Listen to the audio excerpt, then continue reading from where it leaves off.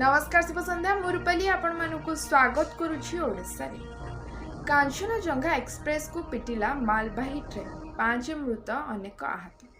Kanchenjunga express को पिटिला मालवाही train Kanchenjunga express अटकी थिला बेले पछरु धक्का देथिला मालवाही ट्रेन। पश्चिमबंग रंगापाली स्टेशन रे घटिछि एही अघटन। एक्सप्रेस रे 3टी बगी संपूर्ण क्षतिग्रस्त होइथिबा सूचना मिली। घटनास्थल रे उद्धार कार्य जारी रही।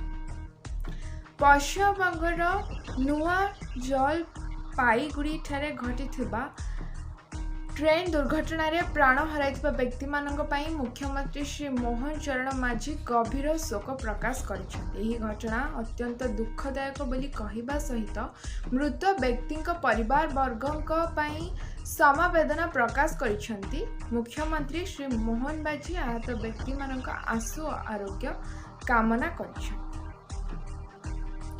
पाणीपाग विभाग सूचना को भित्ति करी स्कूल खोलिबा निष्पत्ति ग्रहण करबा पई मुख्यमंत्री श्री मोहन चरण माझी राज्यर समस्त जिलापाल को निर्देश दैछथि। एही निर्देश अनुसार जिलापाल माने निज निज जिलार पाणीपाग स्थिति को नहीं सरकारी बेसरकारी और अनुदान प्राप्त विद्यालय गुड़िकर प्रथम रु द्वादश श्रेणी पर्यंत छुट्टी घोषणा करिवे किंबा समय निर्घंट परिवर्तन करिवे।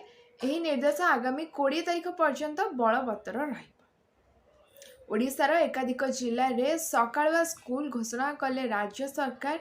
सकाळ 6:30 रु 10:30 जाए केन्दुझर बरगढ़ जगतसिंहपुर अनुगुल खोर्धा और पुरी जिले में हेब सकाळुआ स्कूल। आसंता 20 तारिख पर्यंत एही निर्देश बलवत्तर रहिबो। राज्य में अनुभूत होउतिबा ग्रीष्म प्रभाव को दृष्टि रखी एने निष्पत्ति निया जायछि। आज एतिकी। नमस्कार, शुभरात्रि।